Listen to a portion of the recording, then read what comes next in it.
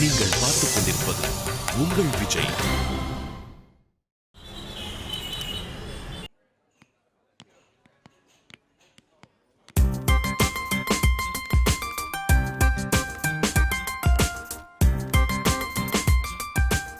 அண்ணே இன்னொரு டீ கொண்டு வா. எடுத்துட்டு வரமா.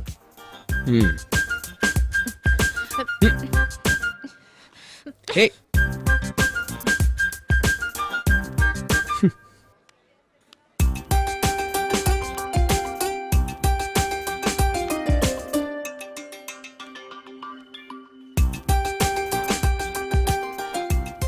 சரி, ஊர்ல இருந்து எனக்கு என்ன வாங்கிட்டு வந்த? உங்க ஊர்ல காரசேவி நல்லா இருக்கும்ல? கடலை மிட்டாய், கோயில்பட்டியில பால்கோவா பிரமாதமா இருக்கும்ல? கோவில்பட்டியில எங்க பால்கோவா? அது ஸ்ரீவில்லிபுத்தூர். ஓஹோ, அப்போ பட்டாசு கிடைக்கும்ல? அது சிவகாசி. ஓ, அப்போ கோயில்பட்டியில ஃபேமஸ் வந்து அழகான பொண்ணுங்க தானே? என்ன ராஜி, எனக்கு அல்வா வாங்கிட்டு வந்திருக்கலாம்ல? உனக்கு எதுக்கு அல்வா இப்போ? நீ குடுக்குற அல்வாவே போதாதா?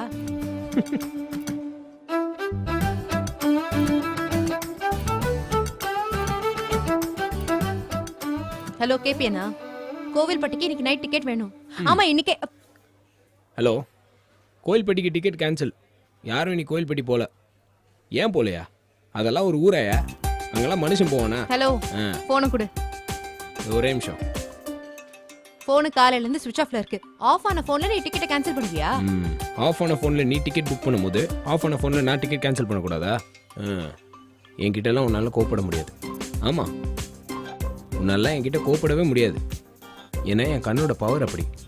நான் என்னதான் தப்பு பண்ணாலும் உன்னால என்கிட்ட கோப்படவே முடியாது. வேணா என்னோட கண்ணை பாரு.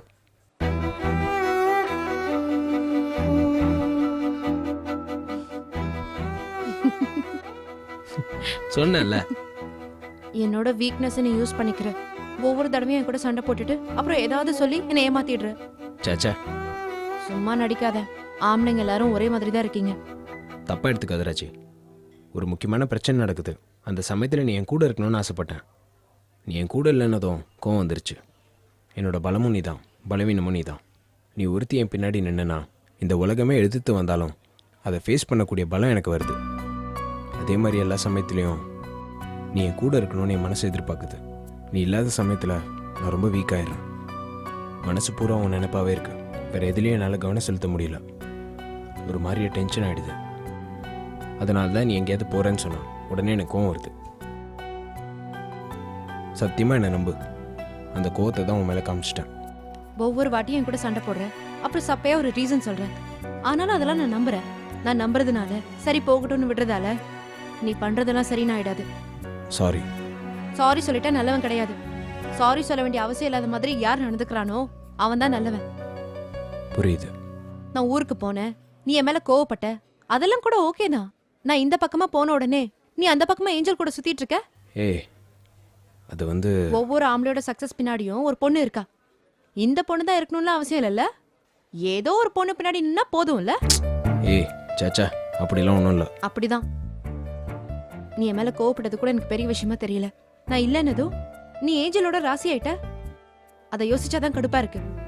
அப்படிலாம் ஒன்றும் இல்லை. அதான் நான் பார்த்தனே, நீ கம்ப்யூட்டர்ல வேலை செஞ்சுட்டு இருந்தப்போ உன் தோல்ல கையை வச்சுட்டு நின்னுட்டு இருந்தா. எங்கள் 2 பேருக்குள்ள ஃப்ரெண்ட்ஷிப்பை தவிர வேறு எதுவுமே இல்லை. நான் ஊருக்கு போறப்போ இந்த ஃப்ரெண்ட்ஷிப்லாம் இல்லையே. அந்த ஃப்ரெண்ட்ஷிப் கூட பியூரா கம்பெனியோட நன்மைக்காக தான். இங்க பாரு கார்த்திக், ஃப்ரெண்ட்ஸ் லவ் பண்ணலாம், ஆனா லவ் பண்ண 2 பேரு திரும்ப ஃப்ரெண்ட்ஸாலாம் ஆக முடியாது. ராஜி, எனக்கே அசிங்கமா இருக்கு. திரும்ப திரும்ப சூசனை பார்த்து பயந்துகிட்டு, ஏஞ்சலை பார்த்து பயந்துகிட்டு. நல்லவனா இருக்கிறது மட்டும் முக்கியம் இல்ல, நல்லவனா இருக்கிறது 4 பேருக்கு தெரியற மாதிரியும் இருக்கணும். முடியலன்னா விட்டுட்டு போ. இல்லை, புரியுது, சரி பண்ணிக்கிறேன். இன்னொரு தடவை நான் இதை பத்திலாம் பேச மாட்டேன். இனிமேல் நானும் உன்கிட்ட கோவப்பட மாட்டேன். கோவப்படாம இருக்கணும்லாம் அவசியம் இல்ல. ரீசனபிளா நீ கோவப்படலாம். ஓகே. இந்தா என்னது? அல்வா. நீ எனக்கு அல்வா கொடுக்கற, நான் உனக்கு சாப்பிடறதுக்கு அல்வா கொடுக்கறேன். சாரி. சாரி எல்லாம் கிடையாது. நீ திட்டினது தான், நான் வருத்தப்பட்டது வருத்தப்பட்டது தான். நீ சாரி சொல்றதுனால அது மாற போறது கிடையாது. இன்னொரு வாட்டி இப்படி பண்ணாத. மொத்த அல்வாவையும் நீயே சாப்பிடாத, கொஞ்சம் எனக்கும் கொடு. என்ன மாதிரி இழிச்சவாய் வேற எவ்வளவு இருக்க மாட்டால. நீ எனக்கு அல்வா கொடுக்கறதுக்கு நானே உனக்கு அல்வா வாங்கி கொடுக்குறேன் பாரு.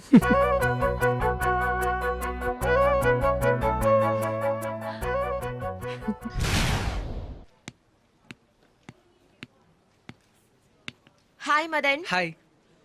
என்ன மதன், சந்தோஷமா இருக்க மாதிரி இருக்கு? அப்படியா? எப்பவும் போல தான் இருக்கேன். இல்ல ஸ்வேதா? இல்ல, சந்தோஷமா இருக்கிற மாதிரி தான் தெரியுது. நிம்மதியா இருக்கேன். அது உனக்கு அப்படி தெரியுதுன்னு நினைக்கிறேன். அப்படியா? என்ன நிம்மதி? வீட்டில் இப்போ அப்பா டார்ச்சர் இல்லை. ஓ, அதான் கேட்கணும்னு நினைச்சேன். அப்பா என்ன சொன்னாரு? ஒன்றும் சொல்றது இல்ல. ஒன்னும் சொல்லலையா? ஏன்? தெரியல. அவர் என்னோட எதுவும் பேசுறது இல்ல. அதுவே எனக்கு நிம்மதியாக தான் இருக்கு. மன்னிப்பு கேட்டாரா? அப்படிலாம் எதுவும் இல்லைங்க. அதை நான் எதிர்பார்க்கவும் இல்லை. அவர் என்னோட அப்பா. அவர் என்னை திட்டுறதுக்கெல்லாம் உரிமை இருக்கு. அதுக்காக நம்மளை போட்டு தள்ளும்போது தான் சங்கடமாயிடுது. கரெக்ட் தான். சில டைம் அவர் அமைதியாக போகும்போது பார்க்கவே கஷ்டமா இருக்கு மஞ்சு. பாரா. ஆமாங்க, ஆரண்யகாண்டம் படத்துல டைலாக் மாதிரி, அவர் நல்லவரோ கெட்டவரோ அவர் எங்க அப்பா இல்ல. என்ன ஸ்வேதா பாக்குற? ஏதாவது தப்பா சொல்லிட்டுனா? சாச்சா, இப்பதான் நீ கரெக்டா சொல்ற. இதான் சான்ஸ்னு உங்க அப்பாவை போட்டு பழி வாங்காம அவர் மேல கோவப்படாம நியாயமா யோசிக்கிறல்ல. உனக்கு தான் நான் தேங்க்ஸ் சொல்லணும். நீ சொல்லலைன்னா எங்க அப்பா கூட நான் போயிருக்கவே மாட்டேன். அதெல்லாம் ஒன்றும் இல்லை. உங்க அப்பா தான் உண்மையிலேயே பெஸ்ட். கோவத்தை காட்டுறதோ பாசத்தை காட்டுறதோ ரெண்டுமே ரெண்டு எக்ஸ்ட்ரீம் தான். பாசத்தெல்லாம் கூட காட்ட வேண்டாம். விழுந்து புடுங்காம இருந்தா அதுவே போதும். என் மேல கொஞ்சம் கடுப்பா இருப்பாருல்ல? சீச்சி, உன்னதான் அம்மா கிட்ட புகழ்ந்து தள்ளிட்டு இருந்தாரு. அப்படியா? ஆமா, அவருக்கு உன்னை ரொம்ப பிடிச்சி போச்சு. ஏன் தெரியல. நீ தானே அவரோட வீட்டுக்கு போக சொன்ன. ஆனா அவர் கூட நான் 2 தடவை பயங்கரமா சண்டை போட்டிருக்கேன்ல. அதையும் தான் அம்மாட்ட சொல்லியிருக்காரு. என்ன சொன்னாங்களா? அந்த பொண்ணு என்ன மாதிரி தான். தப்புன்னா பயங்கர கோவம் வரும். அதே மாதிரி சரிண்ணா மதன்னு கூட பார்க்காது, சண்டை போடுன்னு சொல்லியிருக்காரு. ஹலோ, சாரிப்பா நடுவுல குறுக்க வர்றதுக்கு. ஆனாலும் மாமனார் மருமக டிராமா தாங்க முடியல. அம்மாக்கு உன்னை பார்க்கணுமா? ஒரு நாள் வீட்டுக்கு கூட்டிட்டு வர சொன்னாங்க. எதுக்கு? மருமகளை பார்க்கணுன்னு அவங்களுக்கும் ஆசை இருக்காதா என்ன? ஐயோ, விட்டு அடுத்த வாரமே கல்யாணம்னு சொல்லிடுவ போல. நான் பண்ணிக்கிறேன்னு சொன்னா அவங்க வேணான்னு சொல்ல மாட்டாங்க தான் நினைக்கிறேன். எல்லாமே சரியா வர நேரத்துல வேலை இல்லாம போயிடுச்சு ஸ்வேதா. வேலை போனதுனால தான் இதெல்லாம் நடந்துச்சு. அதான் வாழ்க்கை. கெட்டதுலயும் ஒரு நல்லது நடந்துச்சு பத்தியா? எல்லாம் சரிதான். ஆனா அது தொடர்ந்து நடக்கணும்னா வேலை இருக்கணும்ல. பயப்படாத, எல்லாம் வரும். என்னோட பயம் வாழ்க்கையை பத்தி இல்ல ஸ்வேதா. அப்புறம் என் வாழ்க்கையிலே நடந்த ஒரு அருமையான விஷயம் நீ தான். உன்னை கடைசி வரைக்கும் நல்லபடியாக பார்த்துக்கணுன்னு தான் நான் கவலைப்படுறேன். என்ன போய் உனக்கு எப்படி பிடிச்சது? ஏன், உனக்கு என்ன? இல்லை, என்னை யாருக்குமே பிடிக்காது. போய், ஏற்கனவே ரிசப்ஷன்ல இருந்த பிரியாவோட உனக்கு ஒரு ரொமான்ஸ் இருந்துச்சு தானே? அவ தான் பாதியிலே ஓடிட்டால. உனக்கே என்ன பிடிச்சதுன்னு சொல்லு. தெரியல, ஆனா பிடிச்சது. அதான் உண்மை. உள்ள பல்ப் எரிஞ்சுது, மண்டைக்குள்ள மணி அடிச்சுது. இவன் தானு தோணுச்சு அப்படின்னு பொய் சொல்ல மாட்டேன். நீ பிடிச்சிருக்குன்னு சொன்னப்போ உன்னை வேணான்னு சொல்ல முடியல. அப்பதான் தெரிஞ்சது உன் மேல லவ்னு. என்ன பிடிச்சிருக்கா ஸ்வேதா?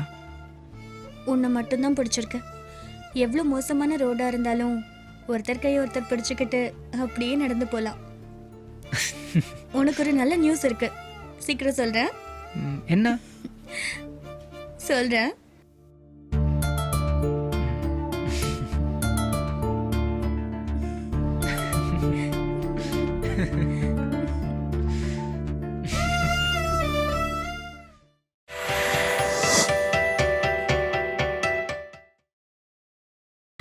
நீங்கள் பார்த்துக் கொண்டிருப்பது உங்கள் விஜய்.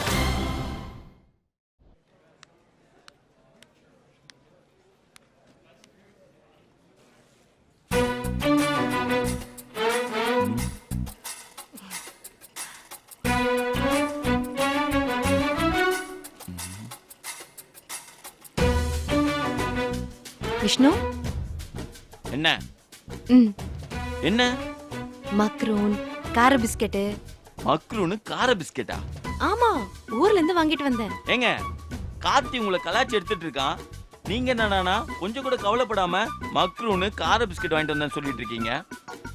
கார்த்திக் என்ன திட்டினது போன எபிசோடு, இது இந்த எபிசோடு. அப்ப 2 பேரும் சமாதானம் ஆயிட்டீங்களா? கருமோண்டா. ஏங்க என்னங்க நீங்க ஹீரோவும் வில்லன் மாதிரி அடிச்சுக்கிறீங்க, அடுத்த செகண்டே ஹீரோ ஹீரோயின் மாதிரி பின்னி பிணையிறீங்க. என்ன நினைச்சிட்டு இருக்கீங்க 2 பேரும்? ஏ விஷ்ணு, சண்டை போட்டவங்க சமாதானம் ஆகுறது நல்லது தானே? ஏங்க சண்டை போட்டு சமாதானம் ஆயிடுவீங்க தாங்க, அதுக்கு ஒரு அளவு இல்ல. 2 மணிக்கு ஒருத்தர் அடிச்சுக்க வேண்டியது 3 மணிக்கு சமாதானமான கூட பரவாயில்ல.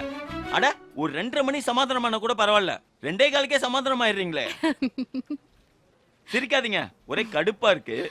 நாங்க 2 பேரும் டாம் அண்ட் ஜெரி மாதிரி சண்டை போட்டுக்கிட்டே சேர்ந்திருப்போம். சண்டை போடலனா போர் அடிக்கும் விஷ்ணு. ஏங்க சண்டை போடுற மேட்டரே அசிங்கப்படுத்துறது நீங்க 2 பேர் தாங்க.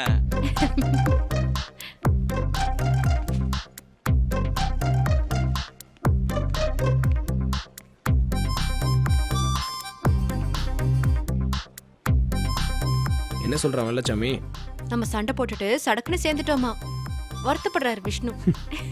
ஏண்டா ராஸ்கல், ஃப்ரெண்ட்ஸ் 2 பேரும் சண்டை போட்டா சமாதானம் பண்ணி வைப்பியா? அதை விட்டு அவங்க சமாதானம் ஆயிட்டாங்கன்னு வருத்தப்படுற? டேய் கொஞ்சம் கேப் விட்டாதான்டா உங்களை சமாதானப்படுத்தி வைக்கிறதுக்கு. சீன் 1ல சண்டை போடுறீங்க, சீன் 2ல சமாதானம் ஆயிடுறீங்க. அதான்டா ட்ரூ லவ். லவ்ன்றது சண்டை போடாமல் இருக்கிறது இல்லை, சண்டை போடணும் ஆனால் சட்டுன்னு சேர்ந்துடணும். போடா உங்களோட ஒரே போரு. ஏற்கனவே ஆஃபீஸ்ல வேலை இல்லை, சரி இந்த மாதிரி சண்டை சச்சரவுல நடந்தா வேடிக்கை பார்க்கலாம் பார்த்தேன். சட்டுன்னு இப்படி சேர்ந்துக்கிறீங்க. எதுக்கு இதை சண்டை போட்ட? போகக்கூடாதுன்னு சொல்லியும் போனால, அதான் சண்டை போட்டேன். சரி இப்போ எது சமாதானமான? போனவ தான் திரும்பி வந்துட்டால. டேய் என்னடா இதெல்லாம் ரொம்ப ஓவரா. அதெல்லாம் உனக்கு புரியாது மச்சான். மனிதர் உணர்ந்து கொள்ள இது மனித காதல் இல்லை, அதையும் தாண்டி புனிதமானது. மச்சான் முடியலடா, என்ன விட்டுருங்கடா. டேய் ஆளே இல்லாத கடையில் யாருக்கிட்ட டீ ஆத்திட்டு இருக்க? யாருக்கோ ஆத்துறேன், உன் பிரச்சனைக்கு வரல விடேன்டா. விஷ்ணு ரொம்ப வெறுப்பாயிட்டார் போல. அவன் கிடக்கிறான் பஞ்சு முட்டாய் தலையன். நம்ம அடிச்சுப்போம் அணைச்சிப்போம், இதில் அவனுக்கு என்ன பிரச்சனை? என்ன சிரிப்பு? நம்ம ரொம்ப சின்ன பசங்க மாதிரி நடந்துக்கிறோம்ல. நம்ம நீ என்ன எல்லாம் சேர்க்காத. என்ன உன்னையும் சேர்க்காத? சின்ன புள்ள மாதிரி நடந்துக்கிறது நானா நீயா? அதான் பஸ் நானும் கேக்குறேன், நானா நீயா? நீதான். இங்க பாரு, சின்ன பசங்க மாதிரி நடந்துக்கிறது நீ. ஏதோ நான் அட்ஜஸ்ட் பண்ணிட்டு போறதுனால வண்டி ஓடுது. நீ அட்ஜஸ்ட் பண்ணிட்டு போறதுனால வண்டி ஓடுதா? ஆமா. காமெடி பண்ணாத. உன் பட்டிக்காட்டுத்தனத்தெல்லாம் நான் அட்ஜஸ்ட் பண்ணிட்டு போறதுனால தான் இவ்வளவு நாள் நம்ம சேர்ந்துருக்கோம். ஓ, இப்படி வர நினைப்பு இருக்கா உனக்கு? ஆமா ராஜி, நான் உன்னை எவ்வளவு அட்ஜஸ்ட் பண்ணிக்கிறேன்னு உனக்கு தெரியுதா? ஏன் அட்ஜஸ்ட் பண்ணணும்? அட்ஜஸ்ட் பண்ணாத. அட்ஜஸ்ட் பண்ணலன்னா முடிஞ்சிரும். முடியட்டும். அப்ப பிரிஞ்சிடலான்றியா? நீயே பிரியணுங்கிற, பிரிஞ்சுக்கோ. சரி போ. டேய் டேய் என்னடா இப்பதான் சேர்ந்தீங்க, அதுக்குள்ள இப்படி சண்டை போட்டுக்கிறீங்க?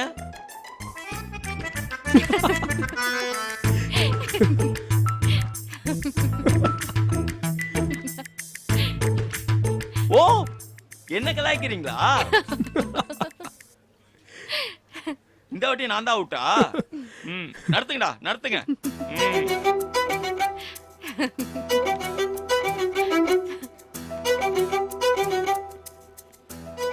எப்படி ராஜி, இப்படி வெக்கமே இல்லாம சண்டை போட்டுக்கிறோம், உடனே சேர்ந்துக்கிறோம்.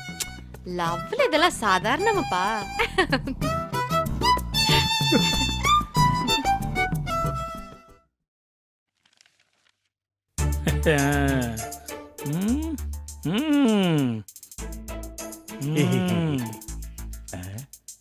இந்த ஆளு உண்மையிலேயே HR மேனேஜரா?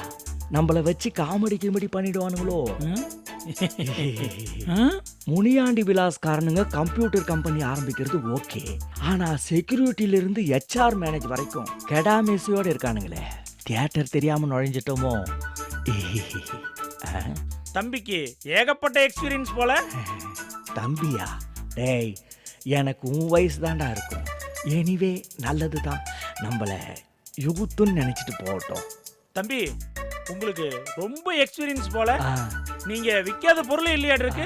நம்மள பாராட்டுறானா கலாய்க்கிறானே தெரியலையே.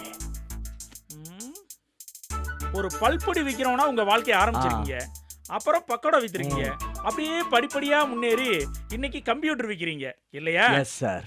நல்லது. கல்லையும் மண்ணையும் கொடுத்தா கூட வித்துருவீங்க போல. சார் கம்ப்யூட்டரே விக்கிறோம், கல்லையும் மண்ணையும் விற்க மாட்டோமா? உண்மையை சொல்ல போனா இப்பெல்லாம் மண்ணு கிடைக்கிறது தான் ரொம்ப கஷ்டமா இருக்கு. இப்படி ஒருத்தனைத்தான் துரசிங்கம் தேடிட்டு இருந்தான். துரசிங்கம் யாரு? நான் தான். தமிழ்நாடு பூரா யார கேட்டாலும் முனியாண்டி விலாஸ்னா தெரியாதவங்களே இருக்க மாட்டாங்க. அதே மாதிரி முனியாண்டி கம்ப்யூட்டரையும் நீங்க பிரபலப்படுத்தணும். நல்லதுங்க ஐயா. நம்ம பொருள் எல்லாம் காரசாரமா இருக்கணும். இவன் இன்னும் ஹோட்டலை விட்டு வெளியே வரவே இல்லை போல இருக்க. நம்ம பொருளை எடுத்து டேபிள்ல வச்சோம்னு வைங்க, அவனுக்கு நாக்குல எச்சில் ஊறணும். ஆஹா, இவனுங்க இன்னும் கம்ப்யூட்டர் சேல்ஸ் பக்கம் வந்து சேரவே மாட்டானுங்க போல இருக்க. நம்ம கிட்ட வர்ற கஸ்டமர்ஸ் எல்லாம் நம்மளை விட்டு போகவே கூடாது. நம்ம கடைக்கு வந்துட்டு போனதுக்கு அப்புறமாவும் நம்ம கடையோட மனம் அவங்க மனசுல இருந்துகிட்டே இருக்கணும். கஷ்டமப்பா. பண்ணிரலாம்ல? பண்ணிடலாங்க ஐயா. உங்களுக்கு வேற ஏதாச்சும் ஐடியா இருந்தா சொல்லுங்க. என்ன ஐடியா? ஒரு பொருளை விக்கிறப்ப இலவசம், விளம்பரம் இதான முக்கியம். ஆமாங்க ஐயா, ஏதாவது கொடுக்கலாம். என்ன கொடுக்கலாம்? நீங்களே சொல்லுங்க. ஒரு நல்ல தூக்குச்சட்டி. அடுத்த மாடல் வாங்கினா ஒரு எவர் சில்வர் குடம். அதுக்கு அடுத்த மாடல் வாங்கினா ஒரு பெரிய போனி. எப்படி? பிரமாதம் ஐயா. சரி, சம்பளம் என்ன எதிர்பார்க்கறீங்க? ஐயா நீங்களே சொல்லுங்க. தங்க இடம் கொடுத்து 3 வேளை சாப்பாடு போட்டு 7000 தந்துடுறேன். ஓகேவா? தம்பி தம்பி,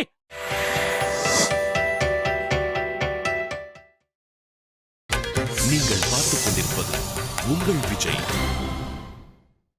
வணக்கம் ஐயா. வணக்கம் தம்பி, உங்க பயோடேட்டா கொடுங்க. இந்தாங்க ஐயா. தம்பி, என்ன இத்தனோண்டு கொடுக்குறீங்க? ஐயா, மத்தவங்க மாதிரி நம்ம பயோடேட்டா அகலமா இருக்காது, ஆனா ஆழமா இருக்கும். இந்தாங்க.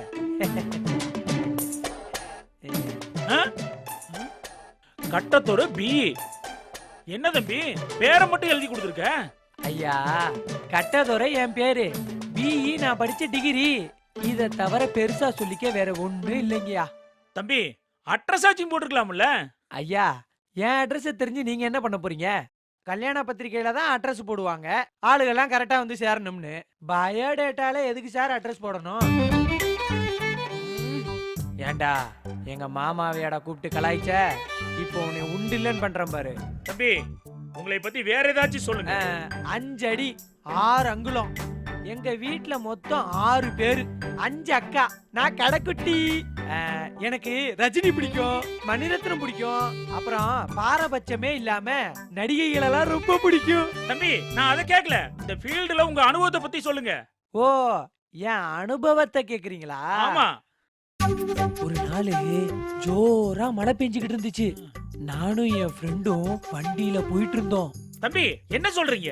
அட சார், சொல்ல விடுங்க சார், என்னோட அனுபவத்தை சொல்றேன். தம்பி தம்பி, உங்க முன் அனுபவத்தை சொல்லுங்க. அட என்ன சார், அனுபவத்துல என்ன சார், முன் அனுபவம் பின் அனுபவம்லாம் எல்லாமே அனுபவம் தான் சார். கிட்ட வாங்க, நானும்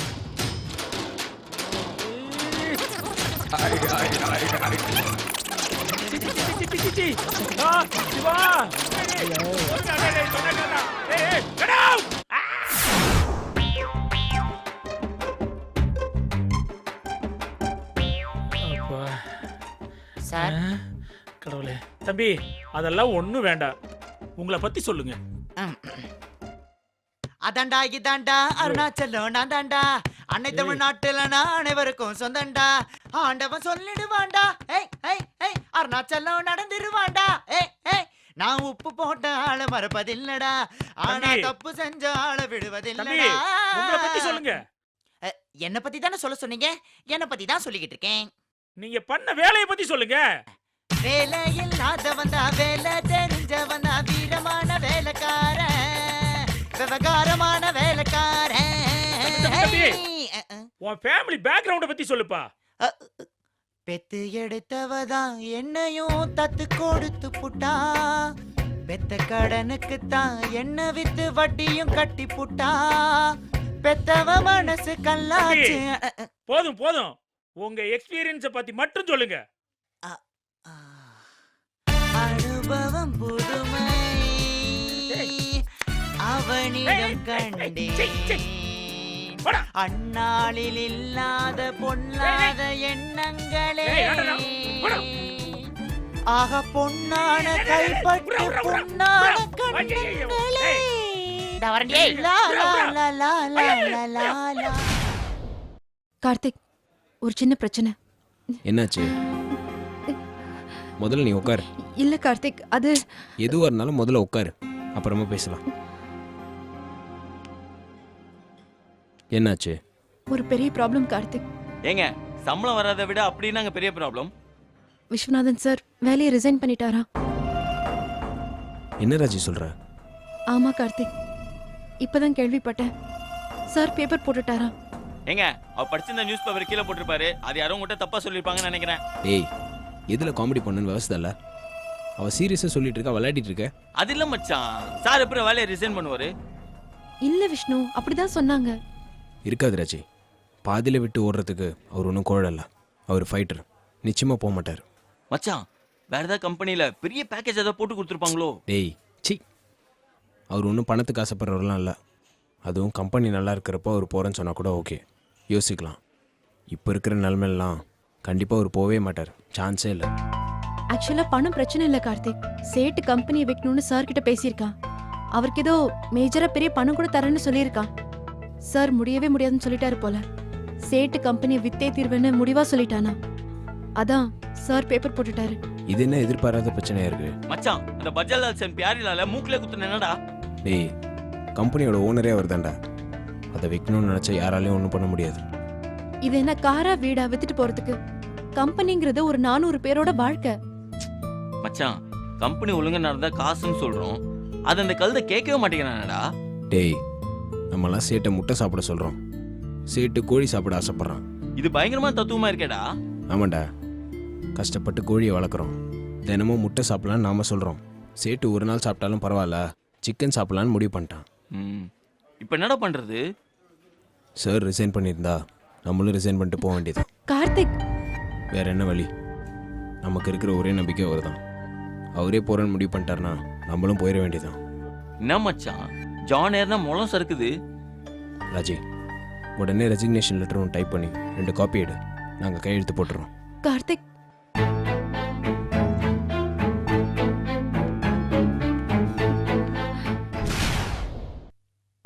கமன்.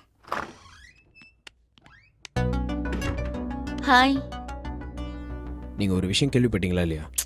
உட்காருங்க பேசுவோம். நான் உட்காரத்துக்குலாம் வரல. நாங்கள் ஒரு விஷயம் கேள்விப்பட்டோம், அது உண்மையா? ஒரு நிமிஷம் பொறுமையா உட்காருப்பா, அப்புறமா பேசுவோம்.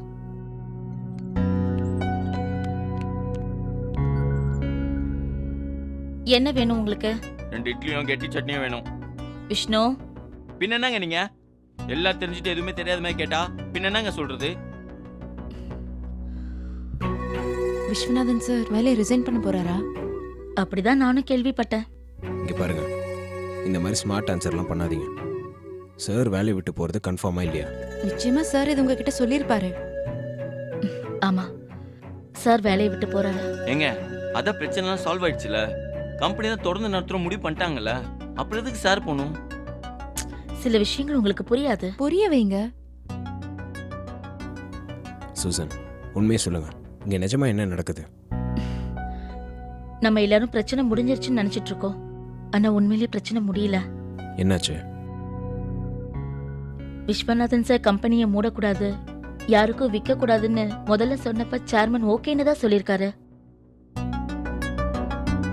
அதுக்கப்புறம் யார் என்ன கன்ஃபியூஸ் பண்ணாங்கன்னு தெரியல, சேர்மன் அவரோட முடிவை மாத்திக்கிட்டாரு. ஏங்க, திரும்ப கம்பெனி மூட போறாங்களா? இல்ல, கம்பெனியை விற்க போறாங்க. ஏன்? ஏன்னு கேட்டா என்ன பதில் சொல்றது? கம்பெனி விற்க போறாங்க, அவ்வளவுதான். ஒன் டைம் மணி சேர்மன் போதும்னு நினைக்கிறாரு, விற்க போறாரு. புதுசா வரவன் நம்மள வேலையை விட்டு தூக்க போறான், திரும்ப நமக்கு எல்லாம் வேலை போகுது, அப்படிதானே? உங்க யாருக்கும் வேலை போகாது. அப்படின்னா கம்பெனியோட முக்கியமான 75 பேரை மட்டும் வச்சுக்கிட்டு மீதி ஆளுங்களை வேலையை விட்டு அனுப்பிடுவாங்க.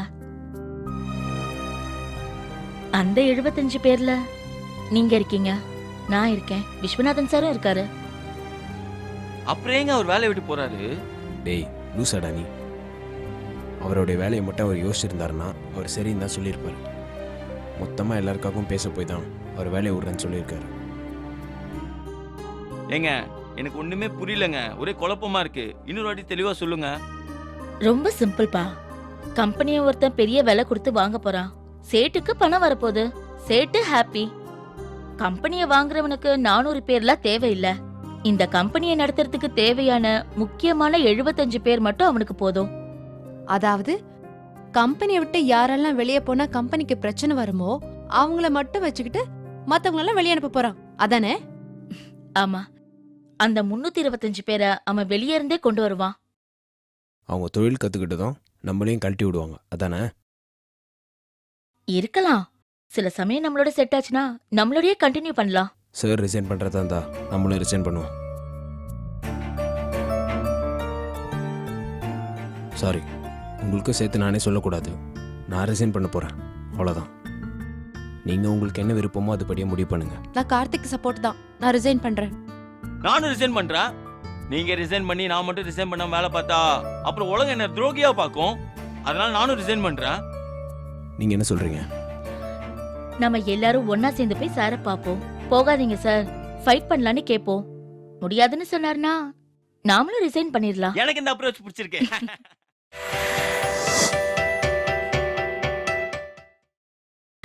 நீங்கள் பார்த்துக் கொண்டிருப்பது உங்கள் Vijay. May come in sir? Come in. Good afternoon good sir. Afternoon sir. Good afternoon sir. என்ன எல்லாரும் கூட்டமா வந்திருக்கீங்க? கேள்வி கேட்ட உடனே பதில் சொல்ல தயங்கி தயங்கி பதில் சொல்றது, அது எனக்கு கொடுக்குற மரியாதைன்னு தப்பா புரிஞ்சு வச்சிருக்கீங்க. அது அப்படி இல்லை. கேள்வி கேட்டா உடனே பதில் சொல்றதா மரியாதை. சார், நீங்கள் வேலையை ரிசைன் பண்ணிட்டீங்களாமே? இந்த ஆஃபீஸ்ல சீக்ரெட் பர்சனல் எதுவுமே கிடையாதா? நீங்க கேட்ட கேள்விக்கு நான் பதில் சொல்ல வேண்டிய அவசியமே கிடையாது. இருந்தாலும் சொல்றதுல தப்பு இல்லை. ஆமா, நான் பேப்பர் போட்டேன். இப்போ என்ன அதுக்கு ஃபேர்வெல் ஏதாவது கொடுக்க போறீங்களா? சார், நாங்க இதை எதிர்பார்க்கல சார். பிறக்கும் போது 58 வயசு வரைக்கும் நெட்டுக்குள்ளே வேலை செஞ்சு ரிட்டையர் ஆகணும்னு பிறந்தோமா என்ன? ஏன் சார் ரிசைன் பண்றீங்க? நான் ரிசைன் பண்றேன்னு தெரிஞ்ச உங்களுக்கு ஏன் ரிசைன் பண்றேன்னு தெரிஞ்சிருக்கணுமே? இல்ல சார், கம்பெனியை மூட போறாங்கன்னு சொன்னப்போ நீங்க தான் எதிர்த்து போராடணும்னு சொன்னீங்க. இப்போ நீங்களே இப்படி பாதியிலே விட்டுட்டு போறீங்களே சார். இங்க பாருங்க, இது ஒரு பிசினஸ். உங்களை மாதிரியே தான் நானும் வேலை செய்கிறேன். பணம் போட்டவன் போதும்னு முடிவு பண்ணிட்டான். போதும் தான். அதுக்கு மேலே வேலை செய்யறதுக்கு நம்ம கையில் எதுவும் இல்லை. He is the owner. இது அவரோட கம்பெனி. அவருக்கு பணம் தேவைப்படுது. கம்பெனியை விற்கணும்னு முடிவு பண்ணிட்டாரு. அதுக்கான முழு உரிமையும் அவருக்கு இருக்கு. நான் சொல்றது கரெக்ட் தானே? உங்க எல்லாருக்கும் தான் வேலை இருக்கே, அப்புறம் என்ன? சார், ஆனால் 325 பேருக்கு வேலை போயிருமே சார். ஏன் வேற எங்கேயும் வேலை கிடைக்கணும் உங்களுக்கு நம்பிக்கை இல்லையா? சார், அவங்களோட திறமை, உழைப்பு, இளமை எல்லாத்தையுமே இந்த கம்பெனிக்காக கொடுத்துருக்காங்களே சார். அதுக்கு இந்த கம்பெனி மரியாதை கொடுக்கல சார். அதுக்கு ஏதாவது காம்பன்சேஷன் தருவாங்க சார். அது நிச்சயமாக அவங்க இழந்ததுக்கு ஈக்குவலாக இருக்காது சார். சரி, என்ன பண்ணலாம்? நீங்க சொல்லுங்க சார், என்ன பண்ணலாம்? ஏன் ஒவ்வொரு தடவையும் ப்ராப்ளத்தோடய வரீங்க? சொல்யூஷன் என்னன்னு சொல்லுங்க. என்ன பண்ணலாம்னு நான் சொல்ல மாட்டேன். நீங்க சொல்லுங்க, நான் கேட்டுக்கிறேன். எங்களுக்கு தெரியல சார். ஆனால் 400 பேர் வேலை செய்கிற கம்பெனியில் 50-60 பேர் மட்டும் எங்கள் வேலை தப்பிச்சா போதும்னு சுயநலமாக வேலை செய்கிறது தப்புன்னு மட்டும் புரியுது சார். என்ன கம்யூனிசமா? இல்லை சார், மனிதாபிமானம். எந்த சென்டிமெண்ட்டும் இல்லாம கம்பெனியை விற்கிறது ஒரு பக்கம், அந்த கம்பெனியை விற்கிறதுக்காக அதுல இருக்க முக்கியமான 60-75 பேருக்கு வேலை தருது ஒரு பக்கம். இது ரொம்ப தப்பா இருக்கு சார். 2 விஷயம் இருக்கு. கம்பெனி நஷ்டத்தில் போகுது, நடத்த முடியாது. கம்பெனியை மூட போறான். இதுல யாரும் செய்யறதுக்கு எதுவும் இல்லை. இவ்வளவு நாள் வேலை செஞ்சவங்களுக்கு முடிஞ்ச இழப்பீட்டை கம்பெனி தரணும். அதுக்கு மேல கம்பெனி கிட்ட இருந்து எதையும் எதிர்பார்க்க முடியாது. ஆனா கம்பெனியை விற்கிறது என்டையர்லி வேற சினாரியோ. கம்பெனி நல்ல நிலைமையில இருக்கு, அதனாலதான் ஒருத்தன் வாங்குறான். கம்பெனி அந்த நல்ல நிலைமை கொண்டு வந்தவங்களுக்கு கம்பெனி ஏதாவது செஞ்சே ஆகணும்.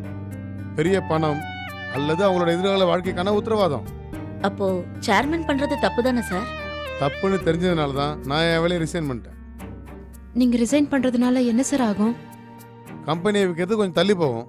சார் கம்பெனி விற்கக்கூடாது சார். லாபம் எல்லாத்தையும் கூட அவரே எடுத்துக்கிட்டோம். உழைக்கிறவனுக்கு உண்மையான சம்பளம் கொடுத்தா போதும் சார். இந்த கூட்டை அவர் கலைக்கூடாது சார். இதுதான் உங்களோட முடிவுன்னா ஏதோ பண்ணுங்க. சார் என்ன சார் பண்ணலாம்? கம்பெனியை விற்காம இருக்கிறது என்ன பண்ணுமோ அதை பண்ணுங்க. கம்பெனியை விற்காம இருக்க என்ன சார் பண்ணும்? என்ன ஸ்மார்ட்டாக என்கிட்டே பதில போட்டு வாங்குறியா? ஒரு மேனுஃபேக்சரிங் கம்பெனி விற்கிறப்ப அதனுடைய மூலதனம், மெஷின்ஸ், ரா மெட்டீரியல்ஸ், கம்பெனியோட இடம், எக்ஸெட்ரா எக்ஸெட்ரா.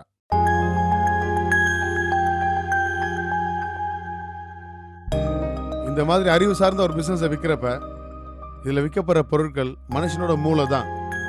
இந்த மூளையை நம்பி தர தயாராக இருக்கிற கிளைண்ட்ஸ். சேர்மன் இந்த கம்பெனியில் ரீட்டைன் பண்ண நினைக்கிற அந்த 75 பேரும் வேலையை ரிசைன் பண்ணிட்டு வேற கம்பெனிக்கு போறேன்னு சொல்லிட்டாங்கன்னா இந்த கம்பெனி யாருமே வாங்க மாட்டாங்க.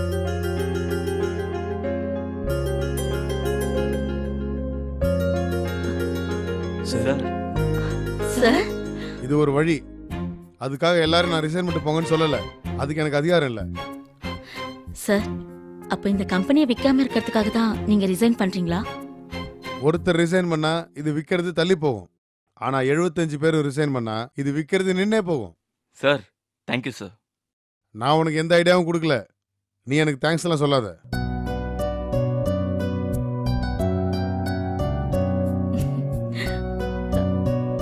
Thank you sir. Thank you sir. உலகத்துல இருக்கிறதுல எவனாவது ஒருத்தன் பட்னியா கிடந்தா மொத்த உலகத்தையும் எரிச்சிருன்னு சொன்னான் பாரதி. ஆனா இன்னைக்கு கார்ப்பரேட் உலகத்துல இன்னைக்கு இருக்கிற காம்படிஷன்ல உலகம் நமக்கு என்ன சொல்லி கொடுத்துருக்குன்னா, உலகம் பூரா பட்னி கிடந்தாலும் பரவாயில்ல, ஒருத்தன் வயிறு நிறைஞ்சா போதும் சொல்லி கொடுத்துருக்கு. ஒரு அழகான கவிதை ஒன்று இருக்கு. அவர்கள் யூதர்களை கொன்றார்கள், நான் போகவில்லை, ஏனென்றால் நான் யூதன் இல்லை. அவர்கள் ஜெர்மனியர்களை கொன்றார்கள், நான் போகவில்லை, ஏனென்றால் நான் ஜெர்மனியன் இல்லை.